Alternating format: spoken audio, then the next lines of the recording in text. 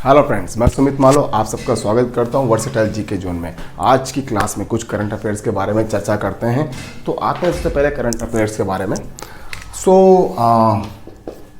MP का एक city है, एक शहर है होशंगाबाद। क्या है?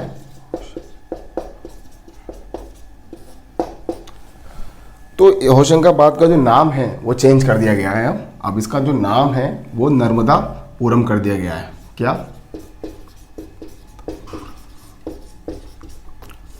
ओके, इसका जो प्रस्ताव वो केंद्र सरकार को भिजवा दिया गया है। अब क्या है, क्यों किया गया है, किसने किया है? ये किया है वहाँ के सीएम, जो वहाँ के सीएम है शिवराज सिंह चौहान।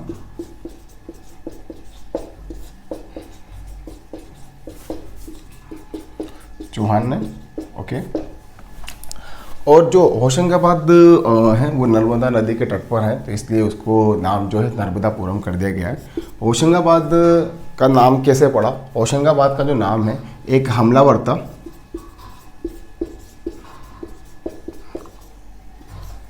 होशांग शाह, जो मालवा का प्रथम शासक भी था।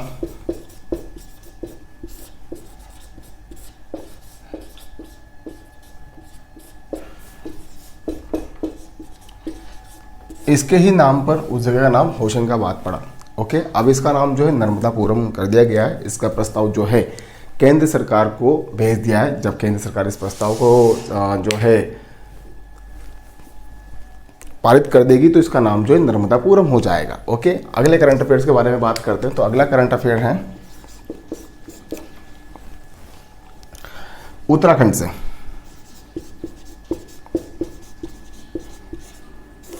उत्तराखंड ने क्या किया है? उत्तराखंड सरकार ने जो वहाँ की महिलाएं हैं, उत्तराखंड सरकार ने महिलाएं हैं जो हैं उनके लिए एक अध्यादेश जारी किया है। क्या किया है? अध्यादेश जारी। कौन सा अध्यादेश है ये? जो वहाँ के मतलब जो पति हैं उनकी पैतृक संपत्ति, यानी कि पतियों की पैतृक संपत्ति जो होती है,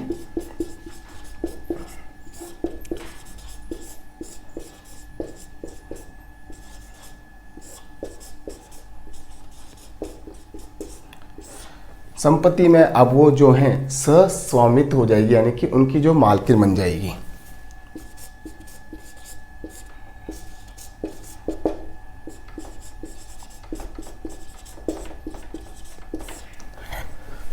उत्तराखंड सरकार ने हाल ही में एक अध्यादेश जारी किया है जिसमें पतियों की पैतृक संपत्ति में सस्वामित्व का अधिकार उन्हें मिलेगा।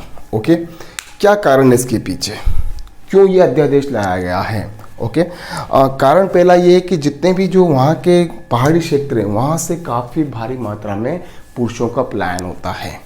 सो जो उनकी जो महिलाएं हैं, उनकी जो वाइफ है, वो उनके बाद जो वहाँ के कृषि पे ही निर्भर रह जाती है, यानी कि अपनी जीविका के लिए जो है वहाँ कृषि पर निर्भर हो जाती है। तो उनको बहुत सारी समस्याओं का सामना करना पड़ता है। इसके लिए जो अध्यादेश लाया गया, यानी कि पतियों की पैतृक संपत्ति में सस्वामित्व उनको मिलेगा। ऐसा अध्यादेश जारी करने वाला पहला फर्स्ट स्टेट है।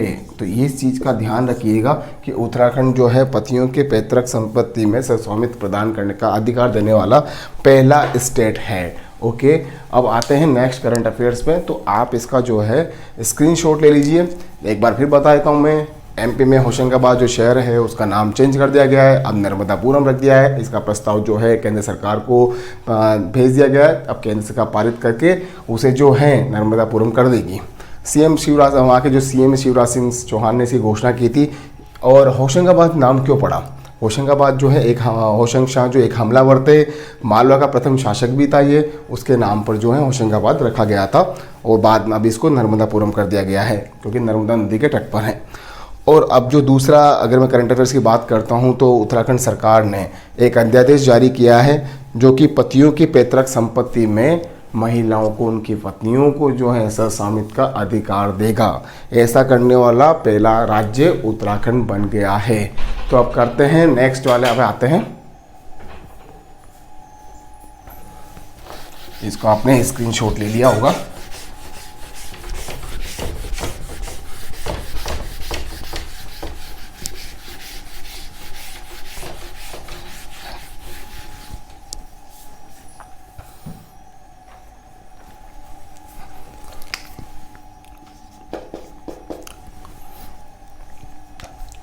भारत का पहला ऐसा राज्य जिसने पेपरलेस बजट पेश किया है वो है, पहला राज्य कौन सा है? यूपी।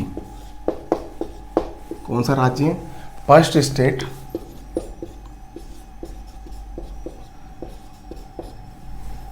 पहला राज्य, पहला जो है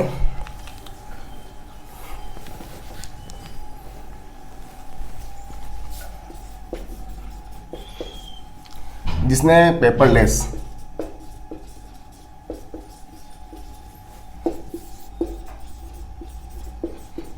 बजट जो है पेश किया है। पहला जो है राज्य है उसने पहला स्टेट है जिसने पेपरलेस बजट पेश किया है, भारत का पहला राज्य। अभी भारत का जो बजट आया था वो भी पेपरलेस ही था, राई संघ का जो बजट आया वो भी पेपरलेस था, लेकिन पहला स्टेट बन गया है यूपी जिसने पेपरलेस बजट पेश किया है। और अगर मैं बात करता हूँ तो वहाँ पर एक महिला सशक्तिकरण के लिए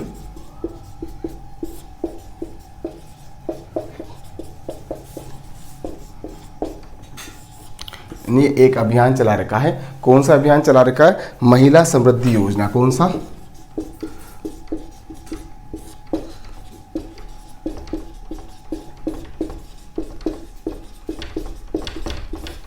और प्रतियोगी परीक्षाओं की तैयारी करने के लिए, कौन सा? प्रतियोगी परीक्षाओं की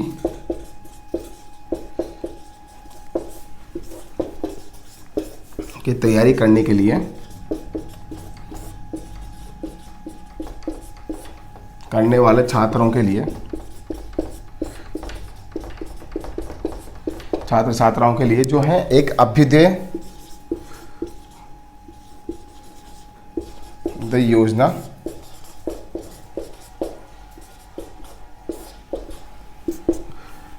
चालू कर रखी है, जिसमें फ्री ऑफ कॉस्ट यानी कि निःशुल्क जो है आईआईटी जेईई या फिर गवर्नमेंट जॉब जो भी हैं, आईएएस आईपी यूपीपीएससी जो भी वहाँ की जो है स्टेट की जो वैकेंसीज आती है, गवर्नमेंट जॉब है, जो वहाँ की प्रतियोगी परीक्षाएं होती है यूपी की, और नेशनल लेवल की जो भी प्रतियोगिता परीक्षा होती है जैसे आईआईटी जेईई और नीट हो गया या फिर आईएएस यूपीएससी हो गया, तो उनकी जो तैयारी है वो करवाते हैं फ्री ऑफ कॉस्ट। तो ये जो है वहाँ के जो सीएम हैं, वहाँ के सीएम आपको जानते ही होंगे, जो सीएम हैं उन्होंने ऐसा किया है। ओके, ये घोषणा की है और ये घोषणा पहले ही हो चुकी थी। ओके, अभी आप इन दिनों का याद रखिएगा कि अभ्युदय योजना और महिला समृद्धि योजना। ओके, वहाँ के जो सीएम है योगी हैं। अब अगले वाले करंट अफेयर्स पे आते हैं, इसको आप नोट डाउन कर लीजिए।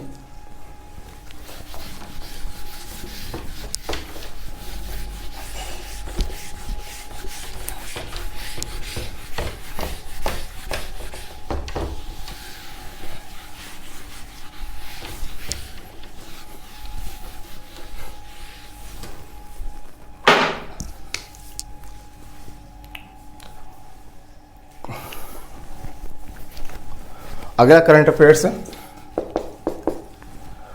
जलमग्न सुरंग, जलमग्न सुरंग कौन सी है?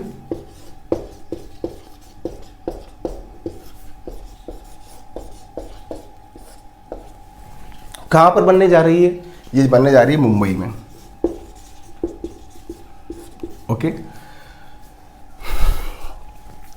ये भारत की पहली है। कहाँ पर? भारत की पहली है। ये जो है गोरेगांव के पास जो है वहाँ पर एक जगह है गोरेगांव के पास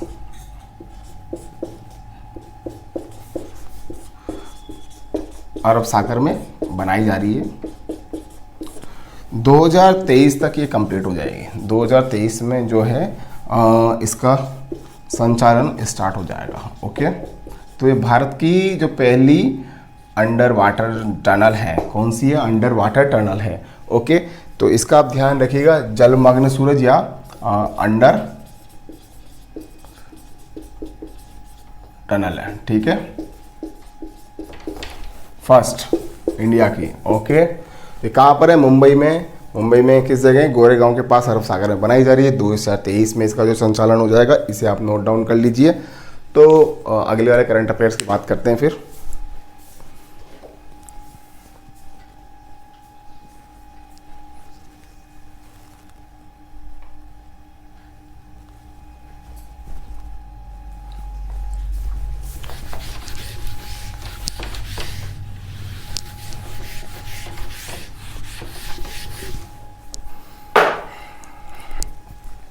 अगला करंट अफेयर्स क्या है? अगला करंट अफेयर्स है खेलो इंडिया यूनिवर्सिटी गेम्स। ओके, क्या है? खेलो इंडिया यूनिवर्सिटी गेम्स।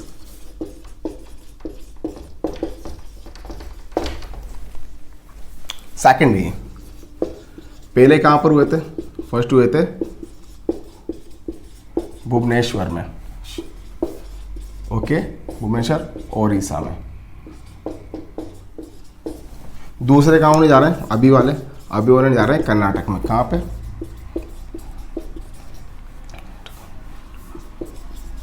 वहां की जो जैन यूनिवर्सिटी है,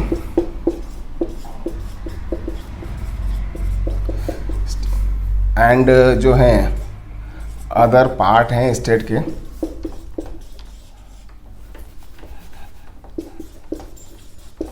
वहां पर ये होंगे।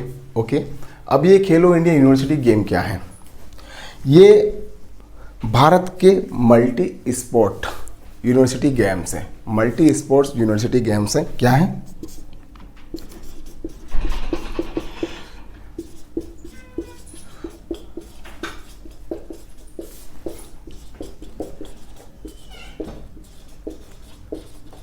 ओके, इसमें यूनिवर्सिटीज के जो एथलीट होते हैं, क्या एथलीट होते हैं ना,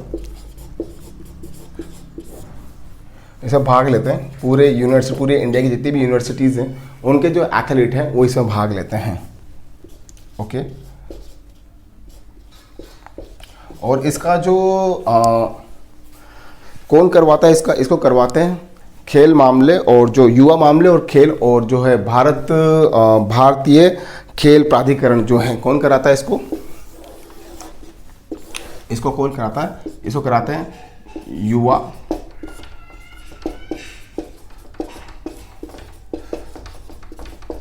खेल मंत्रालय व भारतीय खेल प्राधिकरण, इसका जो है करवाते हैं। ओके, तो सेकंड खेलो इंडिया यूनिवर्सिटी गेम कहाँ होने जा रहे हैं? कर्नाटक में होने जा रहे हैं। वहाँ के जो जैन यूनिवर्सिटी है और उसके कर्नाटक के अदर पार्ट्स में ये होंगे। ओके, पहले वाले कहाँ पर हुए थे? भुवनेश्वर में 2020 में हुए थे ये। ओके, अब 2021 वाले कहाँ होने जा रहे हैं? कर्नाटक में।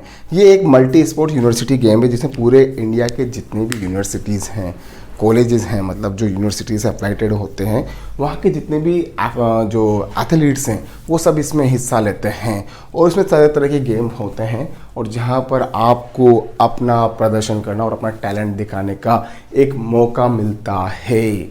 ओके, अभी हम जो है इसका जो बेनिफिट है, हमें आने वाले जो ओलंपिक गेम्स होंगे या फिर एशियाड होंगे या फिर कॉमनवेल्थ गेम होंगे, उन सब में जो है प्रदर्शन करने का मौका मिलेगा। यानी कि हम अपने पदक की क्षमता एक तरीके से जो है इन स्पोर्ट गेम के थ्रू बढ़ा सकते हैं, क्योंकि हम अभी भी काफ़ी पीछे हैं, ओलंपिक्स में पदक नहीं ला पाते हैं।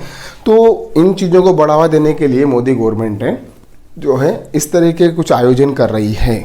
ओके, तो इसे आप नोट डाउन कर लीजिए, काफ़ी इंपॉर्टेंट क्वेश्चन बन सकता है आपके लिए। ओके,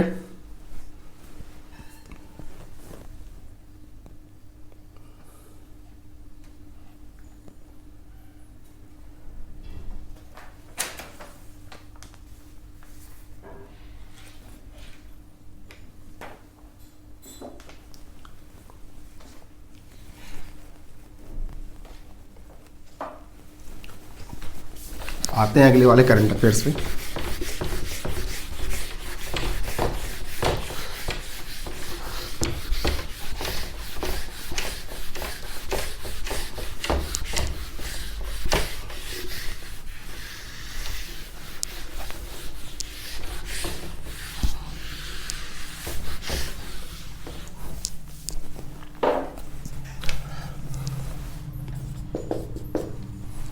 दुनिया का सबसे बड़ा क्रिकेट स्टेडियम,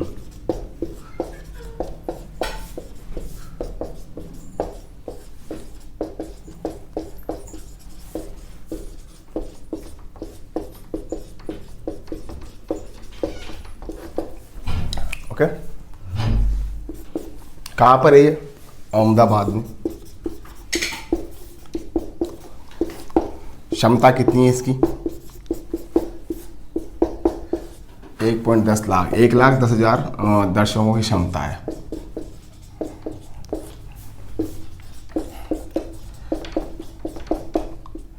ठीक है, ये एक मल्टी स्पोर्ट्स के लिए है, मल्टी स्पोर्ट्स स्टेडियम है, जिसके अंदर एक स्विमिंग पूल भी होगा। ठीक है, क्या होगा? एक स्विमिंग पूल भी होगा, स्विमिंग कोर्ट। ठीक है, एक इंडोर जो है एकेडमिक भी होगी।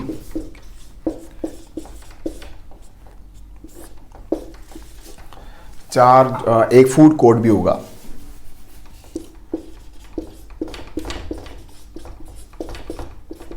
और जो है 4 ड्रेसिंग रूम भी होंगे। ओके, अब देखो ये जो स्विमिंग कोर्ट है ना, स्विमिंग पूल, ये ओलंपिक लेवल का है।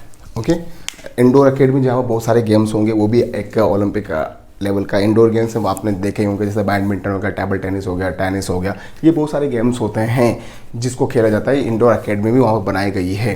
ओके, और अहमदाबाद में इसका उद्घाटन हुआ है। उद्घाटन किसने किया है? उद्घाटन किया है इसका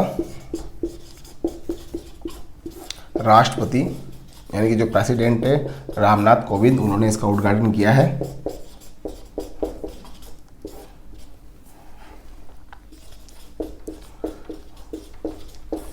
और इसका जो नाम है, इसका नाम भी रखा गया है। पहले इसका नाम था मोटेरो स्टेडियम। क्या नाम था इसका? मोटेरो स्टेडियम इसका नाम था, जो कि अब चेंज कर दिया गया है। और इसको जो है हमारे वर्तमान प्रधानमंत्री है उनके नाम पर इसका नाम रखा गया, मोटेरो स्टेडियम इसका पहले नाम था।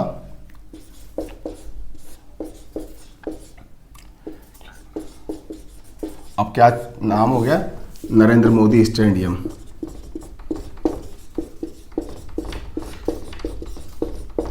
ओके, ठीक है। अब बात करता हूँ इसका जो है मोटेरो स्टेडियम था 2016 में इसको दोबारा बनाया गया था। 2016 में तोड़कर इसको दोबारा बनाया गया था, जो कि इसका अभी उद्घाटन हुआ है। पहले इसकी क्षमता थी जो मात्र 56,000 क्षमता थी। ओके, उसी को तोड़ के, मोटेरो स्टेडियम को तोड़ के इसे जो है दुनिया का सबसे बड़ा स्टेडियम बनाया गया, जिसका नाम अब नरेंद्र मोदी स्टेडियम कर दिया गया है। तो इसका उद्घाटन जो हमारे राष्ट्रपति रामनाथ कोविंद, उन्होंने उद्घाटन किया है। क्षमता कितनी है? 1,10,000। ओके, इसमें एक स्विमिंग पूल कोर्ट रहेगा, इंडोर एकेडमी रहेगा, एक फूड कोर्ट रहेगा, और साथ के साथ 4 ड्रेसिंग रूम भी रहेंगे। ये जो हैं ओलंपिक लेवल के हैं, यानी कि अगर फ्यूचर में कभी ओलंपिक होते हैं या फिर एशियाड होता है या फिर जो हैं कोई भी बड़े गेम होते हैं, तो यहाँ पर अहमदाबाद में कराए जा सकते हैं। यानी कि एक तरीके से जो है यहाँ पर एक स्पोर्ट्स कॉम्प्लेक्स बन चुका है। क्या बन चुका है? Sports complex. ठीक है, तो इसका स्क्रीनशॉट ले लीजिए या फिर इसको नोट डाउन कर लीजिए, ताकि हम जो है नेक्स्ट करंट अफेयर्स पे चर्चा करेंगे। आइए आप इसे नोट डाउन कर लीजिए।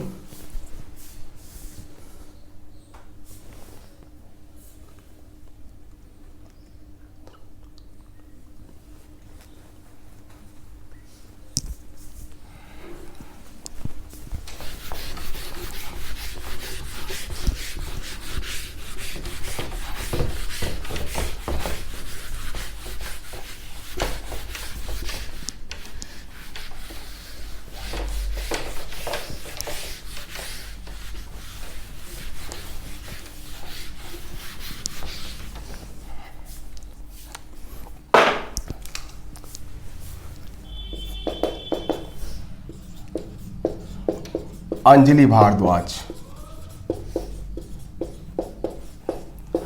कौन है अंजलि भारद्वाज? क्या है इनका नाम? क्यों आया है, क्यों चर्चा में आई है हाल फिलहाल ये अंजलि भारद्वाज? इसके बारे में आइए चर्चा करते हैं। इन्हें भी एक अवार्ड मिला है। कौन सा अवार्ड मिला है? इन्हें अवार्ड मिला है इनको अवार्ड मिला है United state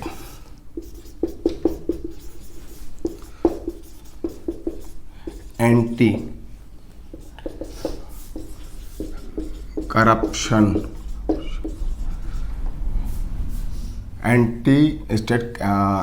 United state anti corruption champions award मिला है। ओके, कौन सा अवार्ड मिला? United state anti corruption champion award. इनके अलावा जो है 11 लोगों को और मिला है, 11 अन्य व्यक्तियों को भी मिला है। अब बात करते हैं अंजलि भारद्वाज के बारे में। कौन है अंजलि भारद्वाज? ओके, अंजलि भारद्वाज जो है भारत में पारदर्शिता यानी कि सरकार में जो है पारदर्शिता और जवाबदेही के लिए काम करती है। यानी कि जो मुद्दे होते हैं पारदर्शिता और जवाबदेही, उन मुद्दों पर ये काम करती हैं। ओके, ठीक है, पारदर्शिता यानी कि जो ट्रांसपेरेंसी और जो रेस्पॉन्सिबिलिटी होती है उसके मुद्दों पे ये काम करती है।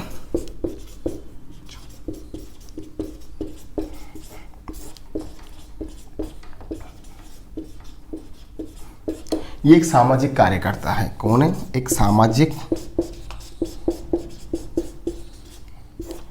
कार्यकर्ता है।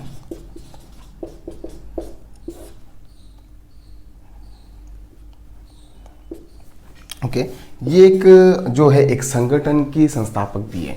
उस संगठन का नाम है सतर्क नागरिक संगठन। क्या नाम है?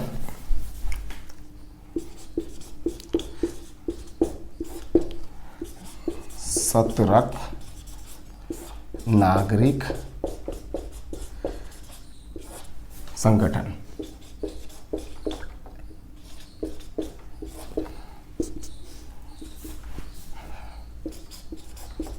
वहाँ की एक संस्थापक है। ओके, ये एक नागरिक समूह है जो लोगों को उनके अधिकारों के प्रति जागरूक करता है। पारदर्शिता, सरकार में पारदर्शिता ला सके, जवाबदेही ला सके, उसके लिए संगठन काम करता है। और जो हमारे अधिकार हैं, अगर मैं बात करता हूँ सूचना के अधिकारों का जो राष्ट्रीय अभियान है उसकी भी ये संयोजक है। जो लोगों का सूचना का अधिकार है, जो राष्ट्रीय अभियान है उसके लिए चलाया जाता है, उसकी ये एक संयोजक है। ये एक बड़ा ही जाना माना नाम है, अंजलि भारद्वाज इंडिया में। देखिए, ये जो समूह होते हैं ना, पारदर्शिता और जवाबदेही जो ऐसे संगठन होते हैं, ये एक दबाव समूह होते हैं, ना कि समूह होते हैं जो एक दबाव का काम करते हैं सरकार पे, ताकि सरकार एक पारदर्शिता के साथ, एक जवाबदेही के साथ सरकार चला सके। ना कि जो है कि करप्शन कर रहे हैं, मनमानी कर रहे हैं। एक दबाव बनाया जाता है जिसके कारण जो है लोगों को अधिकार मिलते हैं। सूचना का अधिकार भी एक इसी का हिस्सा है। ओके, जो आईटी एक्ट है वो इसी का हिस्सा है। दबाव समूह जब का है, एक दबाव समूह एक देश के लिए एक स्तंभ होते हैं जो कि सरकार चलाने में, देश को चलाने में काफ़ी मदद करते हैं और सरकार के ऊपर एक दबाव रखते हैं ताकि वो सुचारू रूप से सही ढंग से कार्य कर सकें, मनमानी ना करें, करप्शन ना करें। ओके, तो इसे आप जो है अंजलि भारद्वाज का स्पेशली नाम याद कर लीजिए। उन्हें जो एक अवार्ड मिला है United state anti corruption champions award 2021, तो उसके लिए आप नाम याद कर लीजिए। ओके, ठीक है। और इनके जो संगठन चलाते हैं सतर्क नागरिक संगठन, इसका भी ध्यान रखिएगा। और ये राष्ट्रीय अभियान जो है लोगों का जो सूचना का अधिकार है, लोगों के सूचना के अधिकार के राष्ट्रीय संगठन की संयोजक भी है। तो इसे नोट डाउन कर लीजिए। फिर हम अगले करंट अफेयर्स पे आते हैं। ओके,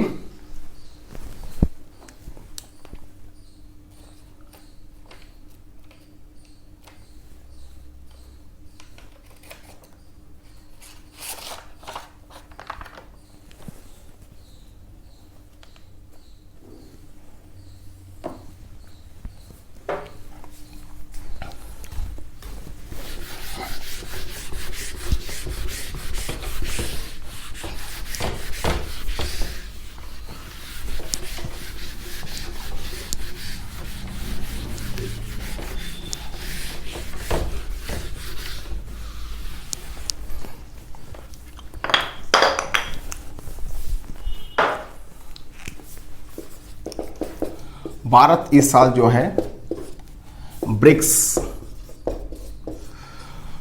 जो ग्रुप है, ब्रिक्स समूह की जो समूह का सम्मेलन होगा उसकी अध्यक्षता करेगा। ओके, क्या करेगा? इसकी जो समर्थन किया है, चीन ने इसका समर्थन किया है, समर्थन दिया है इस बात को कि भारत जो है इसकी अध्यक्षता करेगा। और इस बार का जो सम्मेलन होगा, यानी कि जो कमेटी का जो सम्मेलन होगा, समिट होगा, वो कहाँ होगा? वो इंडिया में होगा। जो ब्रिक्स का समिट होगा, समिट जो होगा, जो ब्रिक्स सम्मेलन होगा, वो इंडिया में ही होने जा रहा है इस साल का, इसलिए भारत जो है उसकी अध्यक्षता करेगा। ओके, इंडिया में ही हो गया 2021 का। ओके, पिछली बार वाला जो नवंबर में हुआ था वो रशिया में हुआ था, और जो है वो एक वर्चुअल मोड पे हुआ था। तो देखते हैं आने वाले टाइम में किस मोड पे होता है, लेकिन इस साल का जो अध्यक्षता है वो भारत ही करेगा। ओके, अब अगले करंट अफेयर्स के बारे में बात करते हैं। इसको आप नोट डाउन कर लीजिए।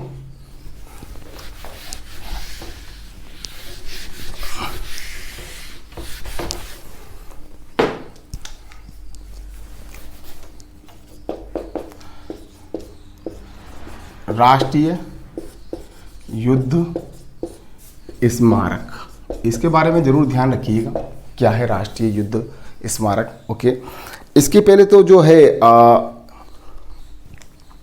दूसरा जो है एनिवर्सरी मनाई गई, यानी कि जो जिसका दूसरा साल था, दूसरी इसकी नहीं सॉरी फर्स्ट एनिवर्सरी मनाई गई, इसकी फर्स्ट वर्षगांठ इसकी मनाई गई 25 फरवरी 2020 में इसका जो उद्घाटन हुआ था।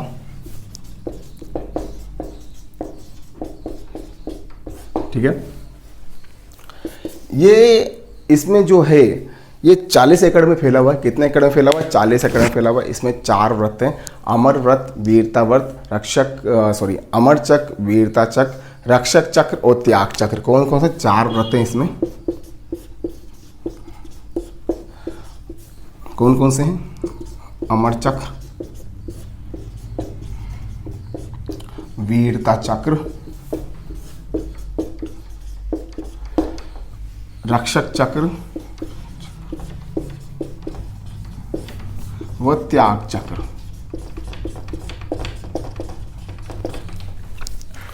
चालीस एकड़ में फैला हुआ है।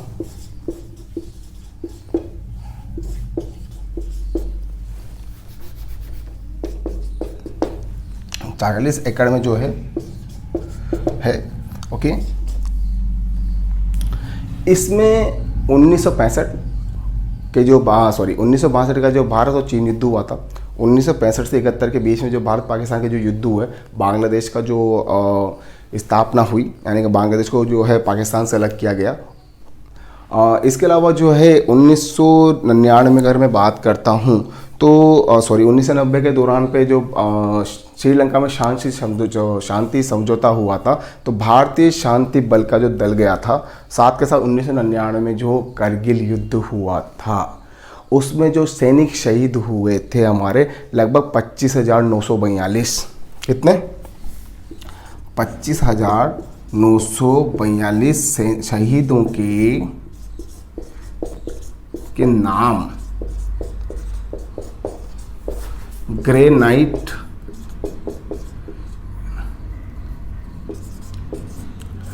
पर सुनहरे अक्षरों में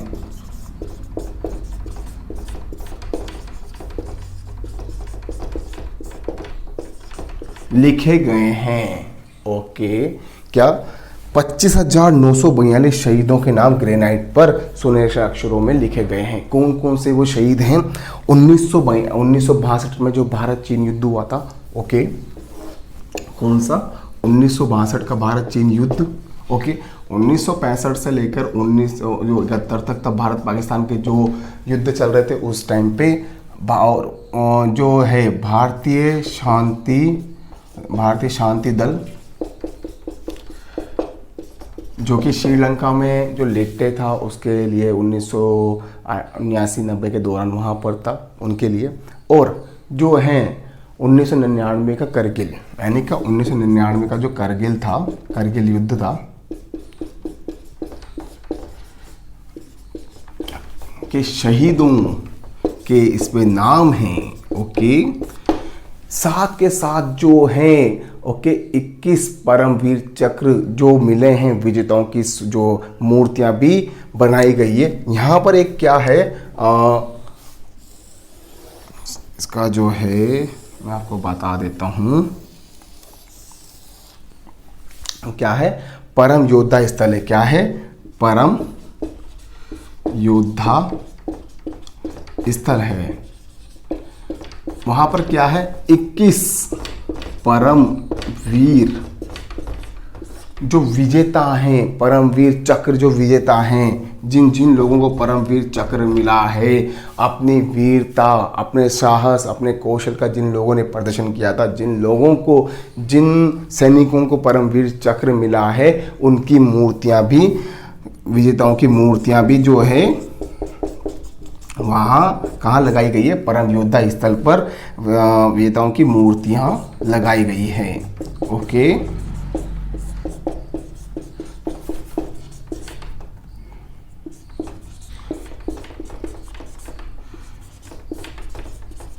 ओके, तो चलिए मैं दोबारा इसके बारे में बात कर लेता हूँ। राष्ट्रीय युद्ध स्मारक जो है, इसकी पहली वर्षगांठ मनाई गई थी 25 फरवरी 2020 में इसका उद्घाटन हुआ था। ओके, इसमें 4 व्रत हैं: अमर चक्र, वीरता चक्र, रक्षक चक्र और त्याग चक्र। 40 एकड़ में ये फैला हुआ है। 1962 का जो भारत चीन का युद्ध हुआ था, 1965 से 71 तक जो भारत पाकिस्तान के जो युद्ध चल रहे थे, भारतीय शांति दल जो श्रीलंका में था, 1999 के करगिल युद्ध के जो शहीद हैं, यानी कि 25,942 जो शहीदों के नाम हैं, उनको ग्रेनाइट पर सुनहरे अक्षरों में लिखा गया है। उसके अलावा वहाँ पर एक परम योद्धा स्थल बना गया है, जिसमें 21 परमवीर चक्र विजेताओं की मूर्तियाँ लगाई गई हैं। ओके, तो आप इस चीज़ को नोट डाउन कर लीजिएगा, इसका स्क्रीनशॉट ले लीजिएगा। सो मैं आज के करंट अफेयर्स की चर्चा आज यहीं समाप्त करता हूँ। नेक्स्ट कल जो मैं वीडियो बनाऊंगा, यानी कि मेरा जो नेक्स्ट वीडियो आएगा, वो राजस्थान के बजट पे आएगा। उसको मैं कुछ टुकड़ों में आपको पेश करूंगा, यानी कि जो है बजट बहुत लंबा है, लेकिन उसको मैं जब टुकड़ों में पेश करूंगा तो आपको उसके रिलेटेड जो इंपॉर्टेंट क्वेश्चन हैं, पूरा बजट पेश नहीं किया जाएगा, लेकिन जो है उसकी जो बजट की चर्चा है, जो हमारे इंपॉर्टेंट क्वेश्चन बन सकते हैं, उस पर हम उस पर चर्चा करेंगे। तो अगला वीडियो जो है राजस्थान बजट के लिए आएगा। तब तक के लिए थैंक यू। मेरा जो चैनल है वर्सेटाइल जीके जोन, इसको सब्सक्राइब करें, लाइक करें, शेयर करें, ज़्यादा से ज़्यादा लोगों तक इसको पहुंचाएं। तो इतना सा काम आप कर दीजिए। Thank you very much.